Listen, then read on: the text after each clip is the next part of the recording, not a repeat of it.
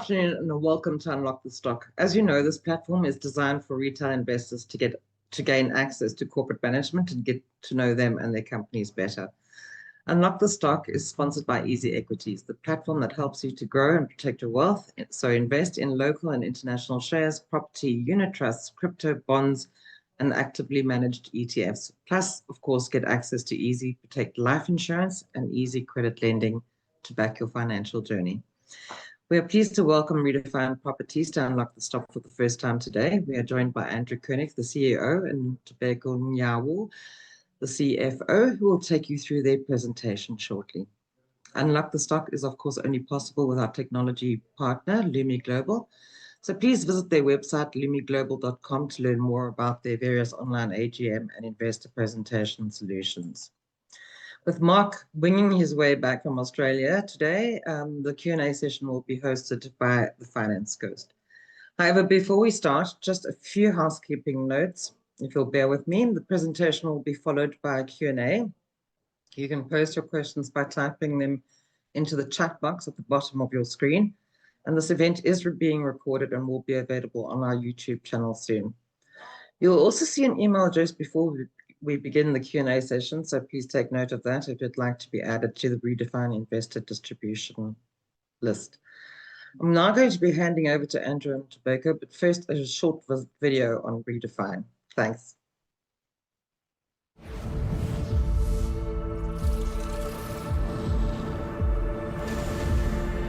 From humble beginnings in 1999, Redefine Properties has grown into one of South Africa's leading real estate investment trusts, because we believe that if we are to create sustained value, we must do so from a place of purpose. While property may be what we do, our business is always about people, and our purpose is to create and manage spaces in a way that transforms lives. Since listing on the JSE for 463 million rand in the year 2000, Redefine has grown to a value of over 100 billion rand, comprising South African and Polish assets. With a solid credit rating from Moody's, well-diversified funding sources, and activities spread across listed debt capital markets, Redefine continues to be one of the most liquid stocks on the JSE. Our commitment to sustainable financing and embedding ESG in all our activities are also realized through a pool of green funding. Our manufactured capital for South Africa totals 62.4 billion rand, with a strong focus on ESG that saw Redefine become the first REIT to directly participate in the City of Cape Town pilot wheeling project, on top of one of the largest solar PV rollouts by any South African REIT. Our South African portfolio comprises mainly retail, office and industrial properties, with regional exposure and prominence in South Africa's key economic nodes. Our international exposure is realized through our manufactured capital in Poland, which totals 37.8 billion rand and is focused on retail, self-storage and logistics, diversifying our investment in an economically stable market.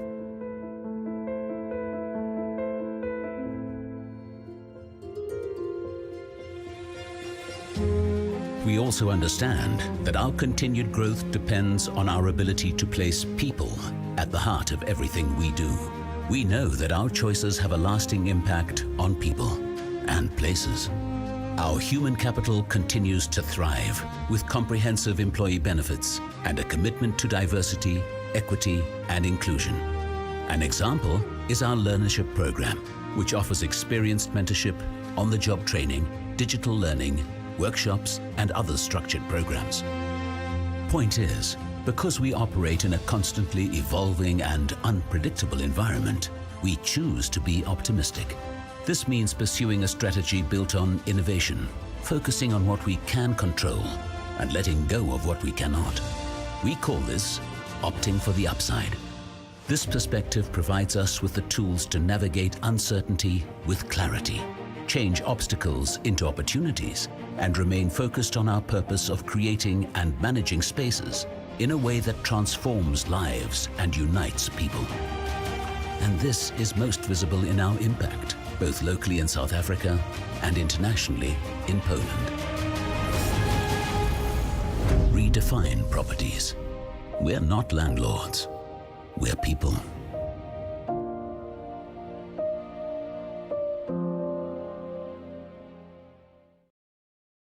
Good afternoon, everybody. I'm Andrew Koenig, the CEO of Redefine Properties. I'm joined this afternoon with my colleague, Ntobeko Nyawo, who's the Chief Financial Officer for Redefine. And it's a great pleasure for us to be here this afternoon, showcasing Redefine to you. So just to jump straight into the presentation, I'll touch on a strategic overview. And as you can see here, our approach at Redefine is purposeful, it's adaptable, and it is inclusive. And we have a very clear approach to our purpose, our vision, our mission, but very, very importantly for REITs, but for Redefine specifically, is our primary goal. And that is to grow and improve cash flow to create sustained value for every stakeholder that is important to Redefine. In addition to that, we are values driven, and for us, it permeates throughout our structure in terms of how we respond to every situation. In terms of our operating context, every time this past year, we've had a number of dark clouds, but the good news is that these clouds do dissipate, and Redefine has emerged through 2025 the better for all of these situations that have unfolded. We've seen rising geopolitics, geoeconomics, as well as GNU fragility. All of these have been absorbed with little sustained disruption, not only to the market, but to Redefine similarly. Our energy and our logistics reforms as a country continue, and load shedding is largely behind us, which is great from business continuity as well as from a cost perspective. We look forward to the day that South Africa is removed from the Financial Action Task Force grey list, which we anticipate will be in October. And interest rates, we are happy to report, are now at their long-term averages. I know there's some talk this week with some good prints coming out on the inflation front that there may be some scope for another 25 bips reduction in the repo rate. So we look forward to that if that does happen. But quite honestly, we are quite comfortable with the current level of interest rates where they are. President Ramaphosa is continuing with his Operation Vulindlela, where the second phase was launched during May, and there's been some very good outcomes as a consequence of that for the country as a whole, but specifically for property stocks as well. And then just something that is very positive is that we're starting to see real estate transaction activity returning to normal. And anecdotally, Redefine locally has disposed to date just over R1 billion worth of assets compared to last year's full year, where we reported just under 400 million rands of transactional activity. So that is very positive, and I think we're going to build on that momentum into 2026. From a credit rating point of view, Redefine is held back as a consequence of the South African Incorporated downgrade, and we are hopeful that in 2026 we'll see Standard & Poor's coming out with an upgrade, which naturally will be good for Redefine's investment grade credit rating as well. And then just lastly, the move by the Reserve Bank to lower the inflation target to the 3% level, which is at the lower end of the target range, as you know, is very good from presenting prospects into the medium term of about another 100 basis points of potential repo rate reduction, which is very good for us. In terms of measuring the efficacy of our long-term strategy is effectively making our mission a reality. And you'll see here, from an equity, inclusion, and diversity perspective, we have done fantastically well in terms of improving our employment equity to 62.3%.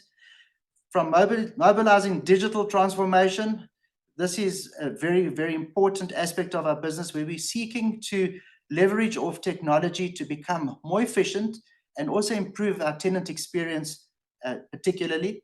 And you'll see that our digital ratio, when we started this process about 3 years ago, was a mere 5%. We're currently just over 30%. And our target, as you can see, is to get to around 50% in the next 5 or so years.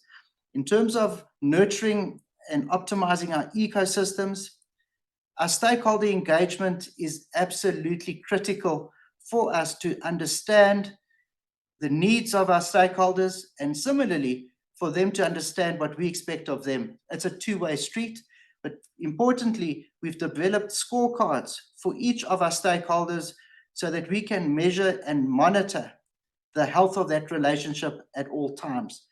In terms of being a catalyst for good, we have embraced the United Nations Sustainable Development Goals, and there are 5 particular ones that we believe are most aligned to our ESG strategy.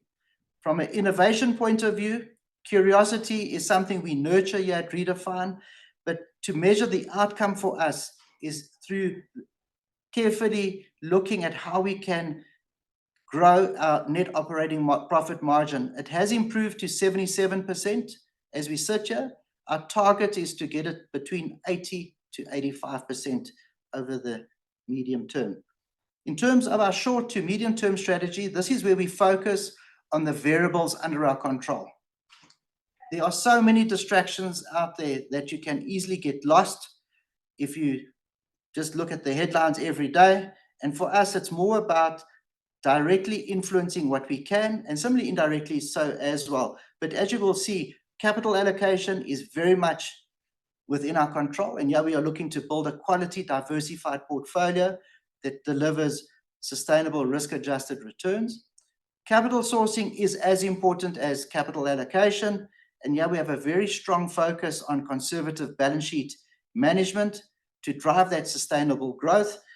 And then from an efficiency point of view, rental growth, quite difficult in this market, where, particularly in the office sector, where you've got constraints around demand, which means that your rental growth is tepid at best. But nonetheless, we seek each and every opportunity to maximize the income earning potential of every property. But then on the other side, similarly on the cost containment side, we're looking, as I said earlier, to new digital platforms to assist us to become more efficient, to lift that operating profit margin. From an indirect perspective, team and culture is very important. You would have heard in the video, we are a people-centric business, but that people centricity starts right here with all of us at Redefine. And yeah, we are investing in and transforming our human capital to empower creativity and drive innovation. Stakeholder experience, I've already spoken a bit about stakeholder management, but for us, embedding ESG as an operational imperative is not just a tick box, it's a business imperative. It's something that we do on a daily basis. And it isn't just at the top here at Redefine, it's throughout the entire structure that we are fostering that stakeholder collaboration, because ESG, unfortunately, cannot be done in isolation. It is a broad spectrum. It is a totally inclusive approach that's required if one is to succeed in your ESG endeavors. From an allocation of capital point of view, as I was saying earlier, we are building a quality, diversified portfolio that delivers sustainable risk-adjusted returns through the cycles.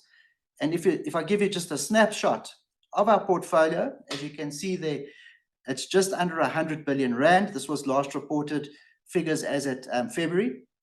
You'll see that 65.8% is invested here in South Africa, with a bias towards retail. 29% thereof is in the retail sector, followed by office at 23%. But then offshore in Poland, you'll see we've got quite a sizable presence, 33.8 billion rand in total, of which 26.6% is exposed to retail and 5% to logistics. The other two sectors are quite small.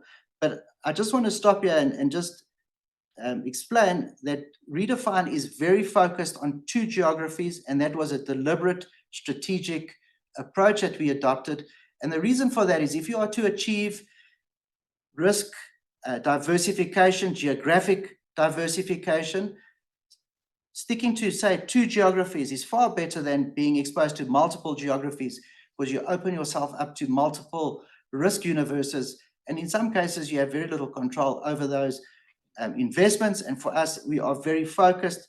Redefine controls each of its assets in each of its geographies. There's no third-party management. There's no listed shares or anything that is invested in. We manage directly, hands-on, and that's the way we like to do things here at Redefine.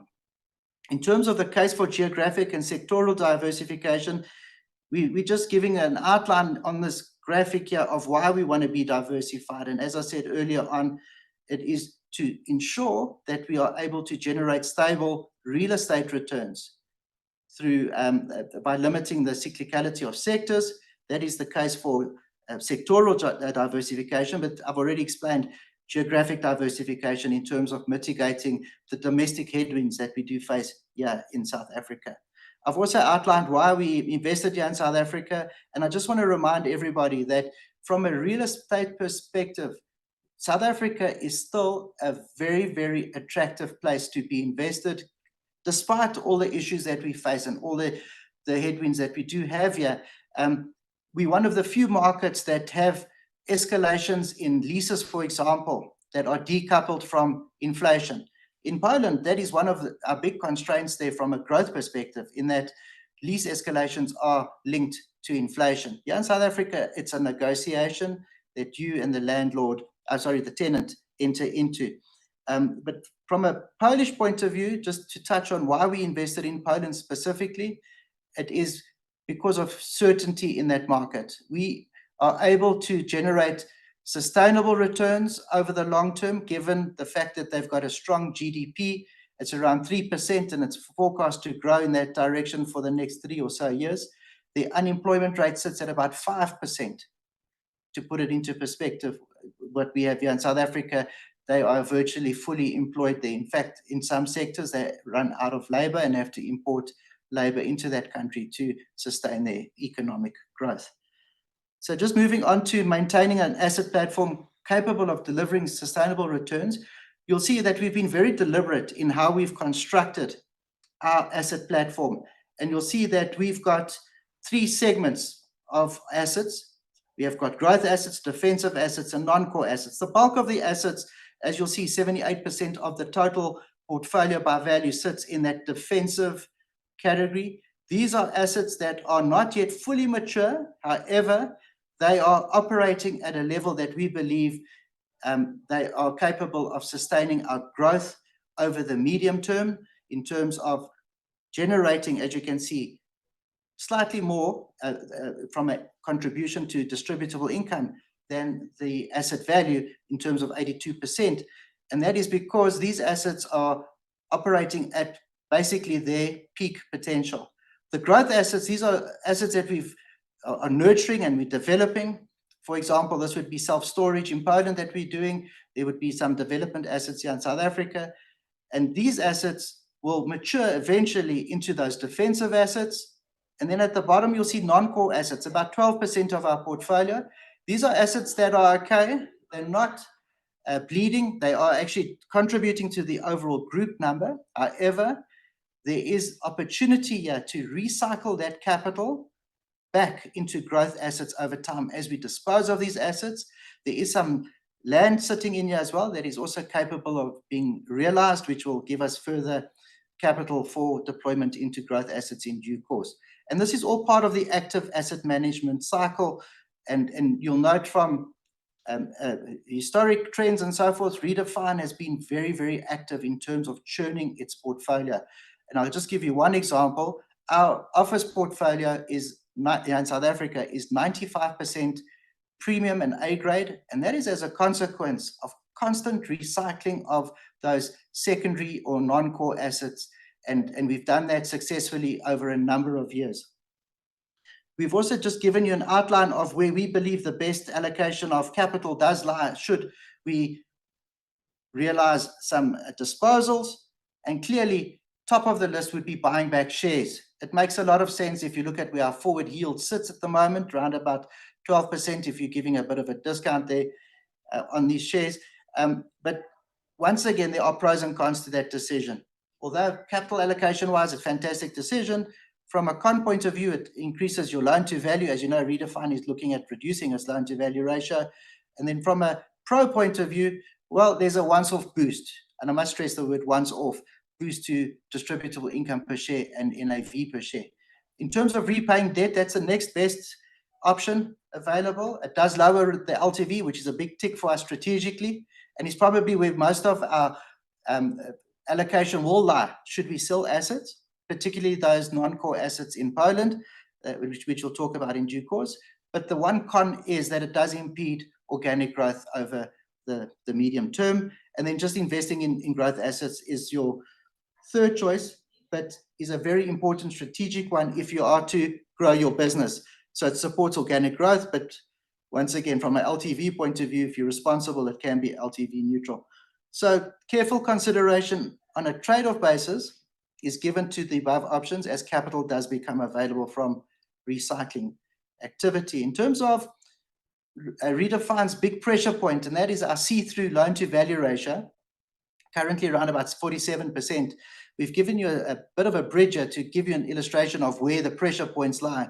And you'll see that if we are to solve our LTV challenge, it would lie in disposing of at least 2 of these joint ventures. And you can see clearly the Horse joint venture and ELI would be prime candidates for such activity.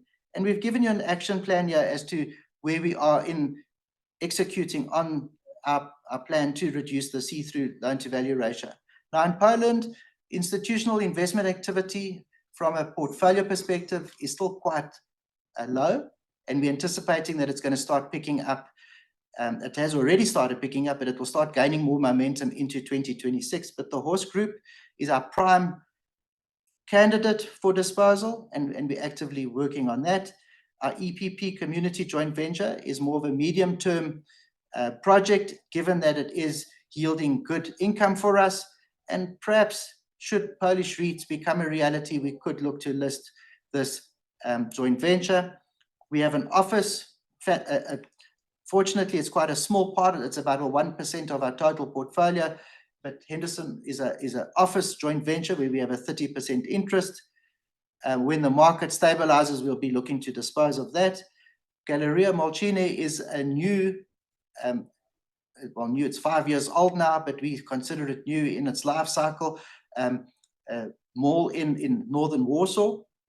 And we will be looking to acquire the 30% we do not own from recycling opportunities in that market. And then lastly, ELI. We have divided the portfolio. We had a joint venture partner that wants to exit, but we've now divided the portfolio into 2 so that the partner can do as they please, and similarly so can we. And this provides Redefine with optionality given the attractive asset profile. These are all newly developed modern logistics and the weighted average unexpired lease term of just over 5 years. So with that, I'm going to now hand over to Ntobeko, who's going to take you through sourcing capital, which, as I said earlier, is as important as allocating capital. Thank you, Andrew, and good afternoon, everybody. I think from a sourcing capital point of view, really our focus has been on the balance sheet strength so that we can drive sustainable growth. So if we just look at our prudent balance sheet management approach in terms of when we source capital efficiently, how are we really putting anchors of growth into our long-term growth profile?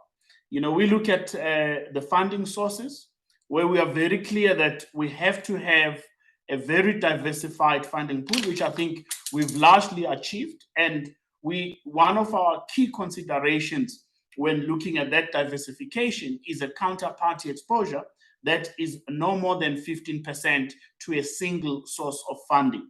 And the reason for that, I think, because we run a large book of debt in our group balance sheet, we really do have to then price our debt competitively, and that over time, through market cycles, it mitigates our risks in terms of mispricing our debt.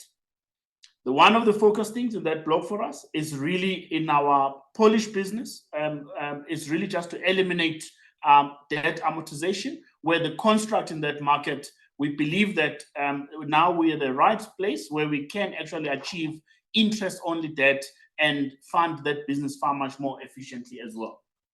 From a debt maturity point of view, it's really for us, it's a proactive approach where we target that about a third of our debt, it's with a tenure of over 5 years, and no more than 30% of our debt is maturing in each of the years. That's really just one of our anchors from a liquidity management point of view.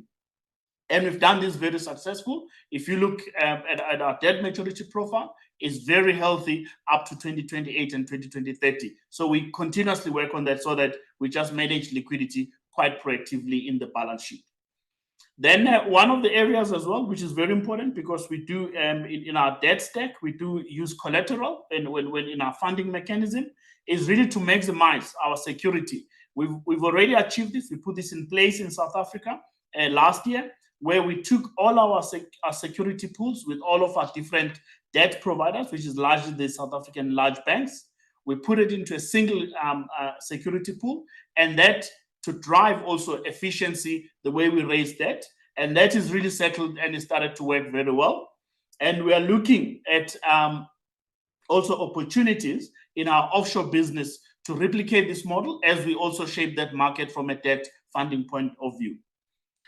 One of the things that's very important for us is our hedging, because the focus in our hedging is really around certainty and the stability of the distributable income, because that is quite important as a REIT. So we maintain a 75% hedging ratio, and from time to time through market cycles as well, we consider a number of instruments that could be suitable either in a downturn interest rate environment or in an upturn interest rate environment, so that we remain optimal in our hedging strategies. And then the last point is really in our interest cover ratio, where proactively, currently our interest cover ratio is at 2.2 times, and we slowly moving that and monitoring that and improving it towards the 2.5 to 3 times in the medium term. But all of that, what is pleasing for us, is really driven by sustainable organic growth, which is driven by the positive operational underlying metrics of our portfolios, both in South Africa as well as in Poland. And of course, as Andrew touched on, capital allocation from debt reduction. If we recycle asset, we're also able to reduce debt levels across the group balance sheet. Then just to some of the key outcomes from balance sheet management, I think for us, our consistent, prudent risk management, we believe it really lowers risk through market cycles. And that for us is where then the focus on delivering sustainable growth is from our well-diversified portfolio is really playing through. At the pre-close, which is up to the end of 31 May 2025, we had a stable liquidity, which is a combination of undrawn but committed facilities plus cash on hand of 7.6 billion rand, which is quite healthy, and it gives us a lot of flexibility in the market that we're in.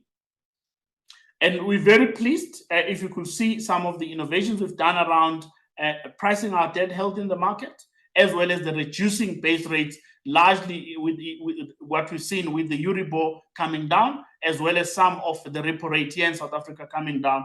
We've benefited also from that. Our group weighted average cost of debt decreased by 90 basis points to 6.6%. That is coming from the highs of 7.5 in the prior period. If you cast your mind about 18 or 24 months back, that number was actually just above 8%. But on the back of that, we are really pleased as well that we are competitively pricing our debt and seeing a lot of margin compression when we do refinances in the market. And very committed, I think Andrew touched on the see-through LTV. I think one of our anchors in the balance sheet is the gradual reduction of our see-through LTV. One of the things that we've done is that our debt in Europe is amortizing. It's helping at the moment. So that is giving us some improvement. But then, of course, the catalyst to that will be, to Andrew's point, a transaction around some of those joint ventures that we can undo that for us. And pleasingly, from an evaluations point of view, I think the cycle has turned, and we are pleased that property values are much more stable, and we're expecting a very gradual improvement in South Africa, as well as a stable outcome out of Poland. But largely, this is just on the back of improved leasing prospects and that is driving the NOI growth. The exit cap rates are fairly stable in the environment that we're in. So it's really just driven by the lease prospects, and that is the strength playing through from our diversified portfolio. From the interest rate cycle, I think it is constructive to be in an interest rate reduction cycle, both in the territories where we operate, in Poland as well as in South Africa. And that is continue to give us the headroom that we're focusing so clearly on in terms of our ICR, where we wanted to get at least to 2.5 times in the next 18 months. But if we look at our rand-denominated debt in South Africa, the weighted cost of that debt, we're pleased that it also reduced to 9%. If you look at the comparable prior period, that was at 9.2%. And then we do have some FX debt that sits on our SA balance sheet, which also we're pleased that we achieved a 60 basis points reduction in that to 4.5 if you compare it to the 5.1% in the prior year. Then when it comes to hedging, as we touched on earlier, it's really for us about certainty. That's why in the environment we're in, where we're seeing a lot of opportunities, if you look, we've then said to ourselves, let's take all the risk in the short term off the table, but keep the 10 years shorter so that if the inflation targeting comes through and the base rate in South Africa lowers, we can intervene and take that opportunity. So that's why we've hedged 90.4% of our group debt and kept the 10 years at 0.8 years, and which gives us that flexibility in terms of opportunities that may arise in the short to medium term. Then just to move on and touch on some of our financial insights, I think for us, central to our growth is the improving margins that is supporting our profitable organic growth. And if we look at that, the way we dissect that is really that profitable organic growth is stabilizing our earnings outlook. If you look at the healthy operating margins, that is driving the high quality of our earnings. So if you look, we give you the cut in terms of our South African portfolio, as well as our EPP, the directly held portfolio, and then the group picture. In South Africa, it's very pleasing if you go back to FY23 and say that we had a net operating profit margin in South Africa of 78.2%. Now in FY25, that number through FY24 coming at 78.5% is very close to our target range of 80 to 85% in the medium term. It's coming at 79.2%. In EPP, we had a lot of work before the restructure that we did in March 2022, and that now is also coming through and playing out in the margins in that business. In 24, it was at 66.4. That was a deliberate cost restructure that we put it through that business. And then in FY25, that is also starting to improve to 72.6%. Then if you put those together from a group point of view, it's very pleasing. I think also you can see that it's a gradual improvement. And in FY25, we're expecting our margins to be at 77.1%. It's just 3% shy of the lower end of our target range of 80 to 85%. And that's where the focus of profitable organic growth is coming through. But if you take that and look at it from the quality of the earnings and contrast it in terms of the recurring items and the non-recurring items in our distributable earnings, in FY23 and FY24, you will see that all of those have improved into FY25, where we have 99.8% of our distributable earnings being recurring. High visibility. It tells you that this is a very good base for our business to really start demonstrating its very profitable organic growth and easy from an investor proposition going forward to see what our total return and the yield would look like if you look at the income yield element. Then we do provide with some sensitivities. I think as a business that has got a significant amount of borrowings in its capital structure, interest rates in South Africa as well as in Europe will have. Let's start with the South African element, where if there were to be a 50 basis points change in the ZAR interest rates, there will be a 0.5 cents per share impact on our distributable income per share. And similarly, I think Andrew touched on the escalations in Poland that are linked to inflation there, which is the indexation. A movement of 1% in that part of the world will have a 0.5 cents impact in our distributable income per share. Also, the European interest rate, that's the 50 basis points, will have a 0.4 cents impact on our distributable income per share. And I think as part of what Andrew touched on, where we're looking for efficiencies, doing things far much more better, getting the tenant to experience doing business with us much more easier. If you look at the admin cost and the technology that we're deploying there, also a 5% change in our admin, in our overheads, will have a 0.3 cents impact on our distributable income per share. And then the point in terms of where the office sector is, if you look at the reversion rate impacted by 3%, that will have a 0.2 cents impact on our distributable income per share. Then just to close our presentation, I think in our trading update, we are really pleased that the solid operational metrics is really what is driving our profitable organic growth. And then we shared with the market, we upgraded our distributable income per share guidance to 51.5 cents and 52.5 cents, which is very pleasing in this environment because that is translating to a very meaningful growth of between 3 and 5% in our business in this current period. And then from a focus point of view going forward, I think it's very clear on our horizon, or if we look at the variables that are within our control, all of our focus is on improving our operating margins so that we can continue to demonstrate our profitable organic growth profile from both the South African portfolio as well as the Polish portfolio. Our business is highly cash generative. It's really one of the attributes we enjoy and like about our business is that if I look right across the group, we collect about 99.9% of our rentals, both here in South Africa and Poland, on an average basis. And that supports our ability that all what we distribute then to the shareholder is actually cash-backed earnings. There is unpredictability in the environment, which I think largely is from the US policy uncertainty, but I think that will play out. Global trade will settle, and then our business is well positioned to take some of the opportunities that will arise out of that. And I think Andrew mentioned maintaining a very disciplined capital allocation is one of our things, and our focus is on reducing our see-through gearing. And then I think the last point just around the opportunities that might arise if the cost of debt becomes lower with the inflation targeting being revised to 3% in South Africa, also further puts more opportunities in our horizon in terms of our trading outlook environment. Our investment proposition is very clear. I think we've simplified the asset platform, and it's a high quality asset platform that is diversified.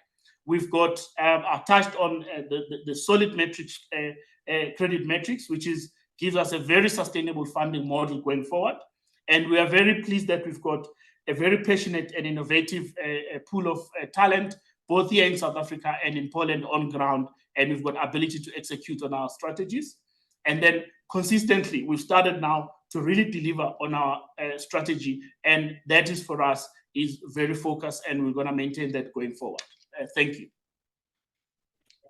Thank you so much. That was a very detailed and interesting presentation. So thanks for going through that. We're now going to start the Q&A session, and just a reminder to add your questions to the chat box at the bottom of your screen if you've not done so already. And with that, over to the finance ghost. Thank you very, very much. And thank you to the management team of Redefine for joining us on Unlock the Stock. It's lovely to have you. Thank you to all of our participants as well. Please do DM me your questions. We've got about 20 minutes for Q&A, so hopefully we'll get through a whole bunch of them. I think let's start with a relatively straightforward one. There was that lovely slide you had on your geographical exposure where you made the point around the 2 countries you're exposed to and how important it is to stay focused. I guess that means we won't see you stamping your passport anytime soon for the Iberian Peninsula, which seems to be the latest trend in property. But on a serious note, are you pretty much just looking to stick with Poland from a European perspective? Yeah, thanks, guys. For us, it's important to have control over our assets directly. And with that comes a very strong on-the-ground team that has to be aligned to us. So that's what we have in Poland. We've got a very strong team that is very much aligned and part of Redefine. And we've also got a very strong understanding of the regulatory environment there as well as the tax. And I think those two aspects, along with the people one, are most important. We understand that market, so we will rather be invested where we understand and we can control our risk universe and allocate capital appropriately. Yeah, fantastic. Look, as an investor who's watched too many companies get involved in stuff that's non-core, I think it's great to be focused. So well done on that. I think this might be a question for you, Ntobeko, around that great sensitivities chart you had in your presentation that just shows the various impacts on your earnings effectively of various things changing. Not a big surprise to see interest rates as one of the biggest ones, and we'll talk about LTV. One of the other ones there was rate indexation in Poland. And you made that fascinating point early on, I think it was in your section, Andrew, about just the differences in the way these escalations work. And we'll certainly dig into that. I guess the question I wanted to ask is, for investors in Redefine who maybe want to pick a metric to watch, it sounds like Polish inflation is a good one to keep an eye on. But what does that mean for your underlying property costs as well? Because obviously it's all good and well if you index your rentals higher. But I mean, in South Africa, there's huge pressure on municipal costs and all of the costs of owning these properties. What does that situation look like on the ground in Poland? Is inflation really just a net positive because of how that country works? Or do you have to then worry quite a bit about underlying costs as well? Thank you, Ghost. Look, I think over time in that part of the world, inflation is actually our friend. Because you're right, you have to look at terms of your rental escalations, if they are linked to inflation.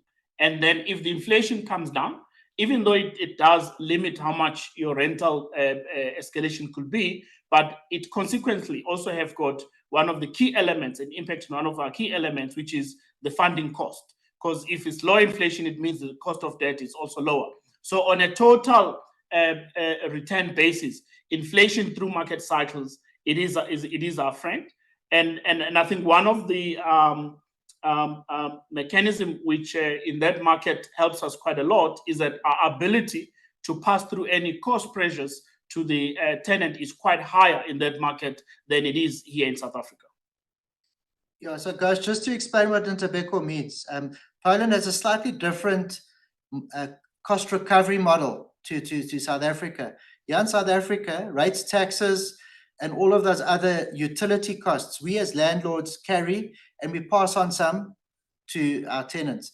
Whereas in Poland, all of those property administration and utility costs are fully recovered in the lease from the tenant. So yes, the rental is indexed to the euro inflation, not to Polish inflation, because our rentals are euro denominated. But you have to be efficient on your people, and that's where you get your margin to improve or not. Yeah, that's really interesting. Thank you. Learned something cool now. Something else that I'd like to learn about SA versus Poland in this session, and then we'll dig into some more detailed questions, is just omni-channel retail. That's obviously something I'm really keeping an eye on because it's so interesting across the retail sector. There was a time where it looked like a lot of stuff might end up going to e-commerce and fulfilled from warehouses. Now it looks like retailers have realized that they actually need to be fulfilling from their stores inside shops, or shopping centers rather, the kind of centers you would own. And there's a lot of good reasons why they do that. And that I would think is bullish for landlords as long as you can keep participating in the omni-channel fulfillment. Now, my understanding from retail execs is that they do pay turnover clauses, etc., on that turnover. I guess I wanted to ask you, is that the case across both South Africa and Poland? Do you feel like you have protections for the omni-channel trend? Because I don't think it's going to go anywhere. I think it's going to get bigger and bigger where people use digital channels and it gets fulfilled from stores. Yeah, so guys, we actually do agree with you in the sense that there will be a growth in the internet or the online channel as a means of discovery. But I think the ultimate shopping experience you cannot replicate by that in-person experience and also choice you cannot do online. And I think that's where the role of the shopping center is absolutely imperative, in that you have to cater for the in-person experience to supplement that omni-channel so that you have the best of both worlds. And that's where we need to, as responsible mall owners, be focused to make sure that we are perfectly positioned to offer a unique experience to that shopper, to make him want to come to the mall because of the experience, not because of the shopping only, but because of the in-person aspects and social aspects thereof as well. I mean, in cases where people do still go the omni-channel route, is my understanding correct that you guys do still participate in those sales effectively that get fulfilled from the stores, right? No, absolutely. It goes through the tills, 100%. Yeah, exactly. Because I think that's a key protection. So that's good to know. 100%. Thank you. Okay, cool. Then let's maybe talk about these escalations in South Africa that have been in excess of inflation, which is obviously really interesting. And like you said, it's a negotiation at the end of the day, which I think talks directly to supply and demand more than just macroeconomic factors. It feels to me like there's been less supply coming online in South Africa of retail property in recent years. I remember when it felt like shopping centers were being built everywhere. Maybe that's slightly anecdotal. You'll know the answer to this.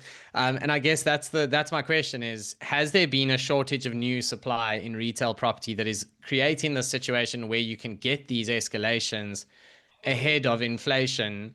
And is your outlook that can continue? Because obviously that's very important for all the reasons you mentioned around, recovery of municipal costs, et cetera, in the different countries, and how hard it is to actually own fixed property in South Africa. So guys, you're 100% right. Rentals are a function of demand and supply. And if you have a look across the board, office in particular, but similarly retail, there is less expansion in developed areas. Obviously, new areas or rural areas, there's still scope for further expansion. But I think responsible development is what's creating that environment where over the medium term, we will see a return to market rental growth, both on the offices and a stronger improvement coming through on the retail side. What we have to do, Ghost, is mitigate those, let's call it utility or service costs through being innovative in terms of how we do business. And that really comes through if you look at solar interventions, for example, and even efficiencies around water and waste management, where we make our buildings as efficient as possible through managing consumption, and that is through digital interventions, as well as through proactive management with people behavior change and so forth. But for us, it's about staying very tuned into every driver of every cost within your shopping center to preserve the margin to mitigate those administered cost increases that come through in tariff form. And as you know, nurses sometimes make mistakes as well, which as a catch-up, which is also equally painful. And we have to mitigate against that through being super sharp around efficiency. Yeah, maybe that brings me to a question around some of the ESG stuff, actually, because you've been investing pretty heavily in sustainability initiatives. To what extent is that really a financial decision? I mean, you've referenced NERSA there, you've referenced some of the need to just be efficient. I mean, obviously it looks beautiful on slides to have solar and everything else, but I think there's a really good fundamental financial reason to do this, right? I mean, is my understanding correct? So guys, for us, it's not the financial imperative. It's more the responsible citizenship that goes with ESG, that is the imperative here. So if you have a look at solar, yes, it is high yielding in that we do enjoy charging the same tariffs that we are charged by either Eskom or the municipal council, that we recharge electricity to the end user at, but then we get the benefit of that solar energy production on our rooftops. Water and waste, once again, are generally costs that the savings thereof are costs that the tenant enjoys, because those are generally costs that are directly recovered from the tenant. It's only on the common areas, etc., that we as landlords benefit. But overall, it all feeds into that efficiency and the need for your business to be as efficient as possible, so that you lower your cost of occupation, so that you can drive your rental. Because a tenant or an occupier space looks at the cost of occupation, and ESG, or rather the sustainability aspects of the ESG, is really centered around efficiency of your property. Yes, it's very important from a sustainability perspective similarly, but there is that overriding financial consequence from ESG. So I'm not saying that financial is not important, it is a consequence, but the responsible management of your resources is what drives the ESG decisions here at Redefine. Okay, fantastic. I appreciate that. That's an honest answer. Thank you. I've always thought it's a bit of both, which is probably the right way. That is probably the right way to look at it. And I think sometimes management teams do try and tell that it's mainly just a financial story. So thank you. It is good to know that there's a bit of everything to it, because I think that's a fairer reflection of what's actually going on out there. Maybe let's talk balance sheet. So from an LTV perspective, Andrew, I think you used the words LTV challenge earlier, which I thought was kind of interesting, because your balance sheet doesn't look like it's struggling too much to me. It looks like everything's getting better, but I know it's that look-through LTV number that is maybe something that is top of mind for you. And I know the balance sheet is fine. It's just about bringing that LTV down a bit and being a bit cautious. I guess that's what I wanted to ask is, it feels like we're at a point in the cycle where, holding thumbs, rates keep coming down. What is making you so cautious about that look-through LTV? And maybe for the sake of investors who don't necessarily understand what that means, what is a look-through LTV as opposed to a normal LTV? Okay, so Ntobeko, do you want to answer what an LTV Yes. look-through is? So Ghost, when we take a group LTV, it's really we take all this, we consolidate all the subsidiaries of the group, and we come up with a group balance sheet, and then we look at the debt over those assets, and then we whereas a see-through LTV, instead of having the joint ventures that are equity accounted, which basically mean which are equity accounted into the group balance sheet, we take them out of the calculation, and then we take a proportional share of the underlying assets and liabilities of those joint ventures, and then we come up with a see-through LTV. And I think that's really the point in terms of, if you look at where that number peaked for Redefine about 4 years ago, it peaked at about 52%, and we have gradually been bringing it down. It's now sitting at about 47%. But the issue why we're so focused on it is because there is a high correlation that sits between that is considered a highly geared position on a see-through basis, and the equity premium that is placed on as a risk premium on your stock. And addressing that, if you look at the 47% with the group LTV at 40%, that 7% gap is what we want to address and bring the two numbers far much more closer to each other, because then it will reduce the risk premium that is placed on Redefine as a stock. Thank you. That's a really good answer. I wanted to ask you, just as we talked you've raised it there, which is the premium on the stock, etc. And also a big part of why the market will pay more for a property company is how good that kind of return on equity is. Will they pay a premium to your equity, etc.? And some of the ways that gets boosted in the market is through things like, managing assets rather than being the sole owner of them. So I've seen a lot of this in the market, joint ventures where the property fund in question manages the whole thing, but put the capital down for half, and then obviously they're juicing their returns accordingly. There are some notes in some of your market communications at the moment around a potential separation of, I think it's the ELI or Eli Group assets in Poland. There would be a portfolio managed by Redefine. Is this kind of part of that broader theme of how do you boost your ROE? How do you earn management fees versus just having all your capital down? I have seen some of that in self-storage as well. So I guess I just wanted to ask you a broad question around that. Is this a lever you can pull to try and enhance your return on equity? So, Ghost, we run a simple business here. It's all about cash flow. And as you know, cash flow doesn't lie. You can't boost returns when you're looking at cash-on-cash returns.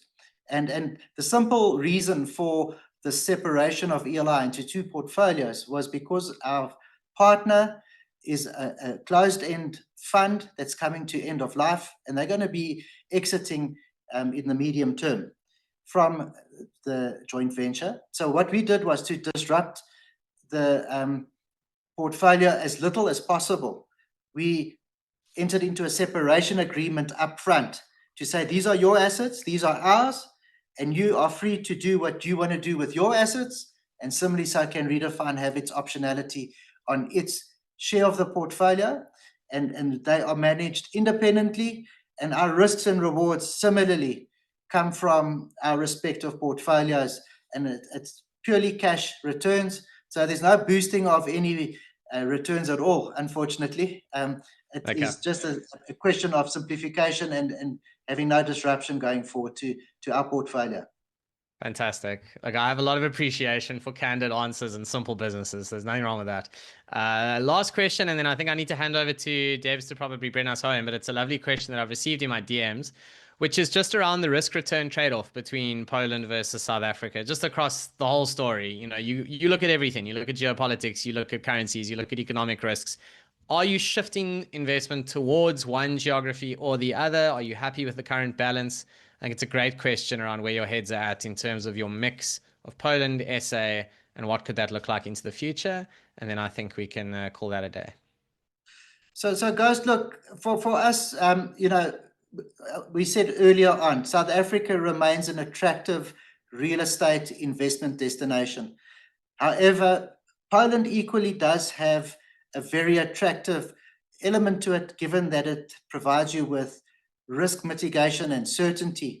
What we are constrained with is not opportunity to invest, but more about how can our balance sheet accommodate offshore investment without unduly putting pressure on the LTV ratio. So if you have a look at where we are right now, we probably can stay sustainably at about a 40-60 split, with 60% here in South Africa being allocated to the asset platform.